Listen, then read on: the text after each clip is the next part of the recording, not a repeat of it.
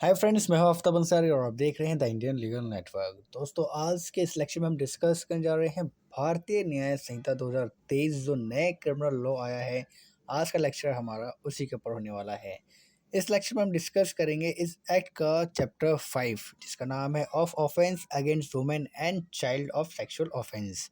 दोस्तों, अगर आपको आईपीसी का चैप्टर 16 अगर याद है जिसका नाम था of offence affecting human body, इसका क्लोज था एक चैप्टर का एक टॉपिक था इसमें सेक्सुअल ऑफेंस के नाम से, जो कि सेक्शन 375 से स्टार्ट होता था। दोस्तों, अगर आपको याद है तो उसको रिकॉल कर लें, क्योंकि अगर आपने उसको रिकॉल कर लिया तो ये वाला जो टॉपिक है आपको बहुत इजीली समझ में आ जाएगा। तो चलिए देरी ना करते हुए स्टार्ट करते हैं आज का लेक्चर। उससे पहले अगर आप मेरे चैनल पर नए हैं और नहीं कर रखा सब्सक्राइब तो प्लीज़ सबसे पहले सब्सक्राइब करें, बेल आइकन को प्रेस करें, साथ ही वीडियो को लाइक करें, एंड तक जरूर देखें। वीडियो अच्छी लगे तो लाइक करें, कमेंट्स करें अगर कोई भी चीज़ समझ में नहीं आती तो। स्टार्ट करते हैं आज का टॉपिक। दोस्तों, ये चैप्टर स्टार्ट होता है सेक्शन 63 से, जो कि ये कहता है कि a man is commit rape.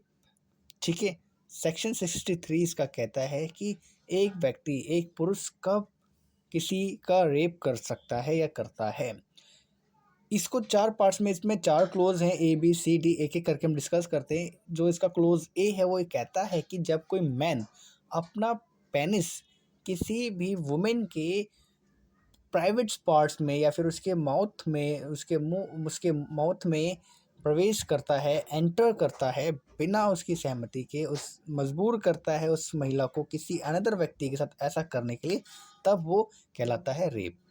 B ये बताता है कि जब कोई जो वुमेन है, ठीक है, और कोई मेल जो मैन है, वो उस वुमेन के प्राइवेट पार्ट्स में अपने शरीर का कोई भी बॉडी पार्ट, उस जो पेनिस है उसके अलावा जो मेल है वो अपने बॉडी का कोई भी पार्ट या कोई भी वस्तु उस महिला के प्राइवेट पार्ट्स में एंटर करता है, डालता है, या फिर उसको मजबूर करता है किसी अनदर मैन के साथ ऐसा करने के लिए, तब भी वो रेप की कैटेगरी में ही आएगा।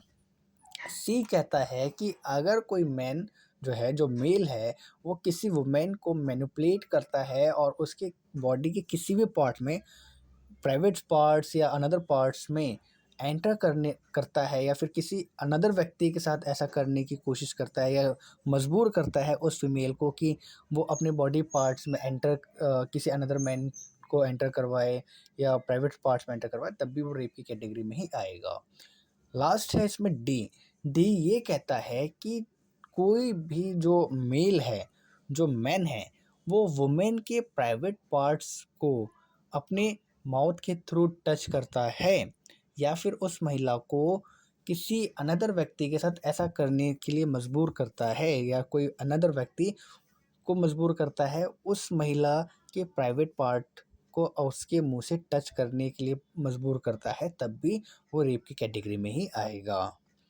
तो ये चार बातें आई होप आपको समझ में आ गई हैं, जो कि रेप की कैटेगरी में आती हैं। जो अगर कोई पुरुष ऐसा करता है तो वो रेप की कैटेगरी में माना जाएगा। आगे चलते हैं। कुछ 7 सर्कमस्टांसेस बताए गए हैं जिसके तहत जो है एक मैन जो है वो एक महिला का रेप कर सकता है। पहला इसमें बताया गया है कि अगर कोई भी व्यक्ति, जो कोई मेल है, जो मैन है, वो उस महिला की विल के विरुद्ध जाता है, विल के अगेंस्ट जा कर के उसके साथ सेक्सुअल इंटरकोर्स करता है, तब भी क्या होगा, वो रेप की कैटेगरी में ही आएगा। या फिर अगर वो व्यक्ति जो पुरुष है वो किसी महिला के कंसेंट के बिना उसके साथ सेक्सुअल इंटरकोर्स करता है, तब भी वो रेप की कैटेगरी में ही आएगा।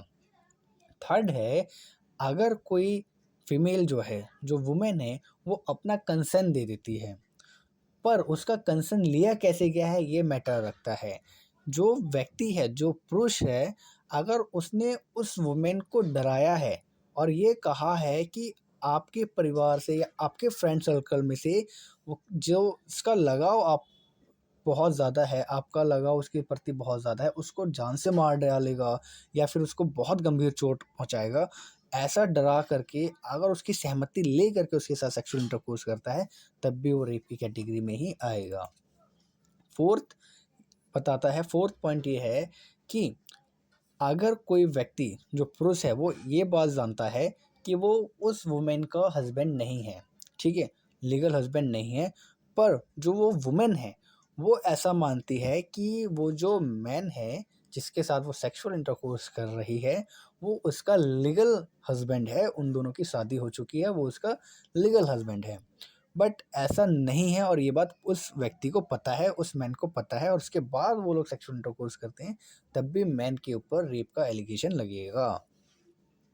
फिफ्थ बताता है, जो इसका फिफ्थ पॉइंट है वो ये कहता है कि अगर कोई वुमेन ऐसी स्थिति में ही नहीं है कि वो अपना कंसर्न दे सके, ठीक है, या फिर उसने कोई नशा कर रखा है या फिर उसने कोई भी चीज़ का खाया है या पिया है जिससे कि अब उसके सोचने समझने की जो अंडरस्टैंडिंग है वो ख़त्म हो गई है, ठीक है, और उसके बाद अगर उसके साथ कोई व्यक्ति सेक्सुअल इंटरकोर्स करता है तब भी वो रेप के ही लिए लाइबल होगा, उस पर रेप का एलिगेशंस लगेंगे, रेप का चार्ज उस पर फ्रेम होगा।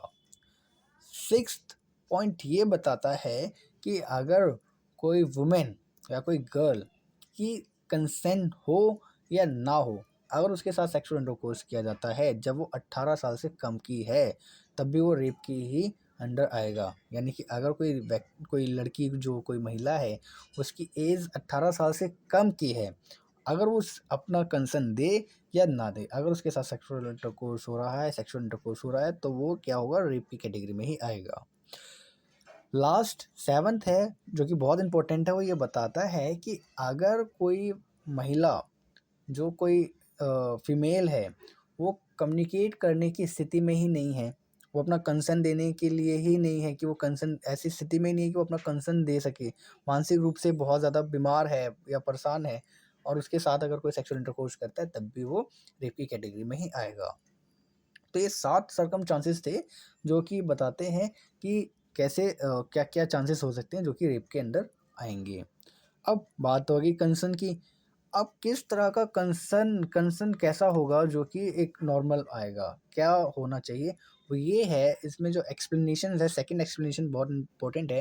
वो ये कहता है कि जो वुमेन है, ठीक है?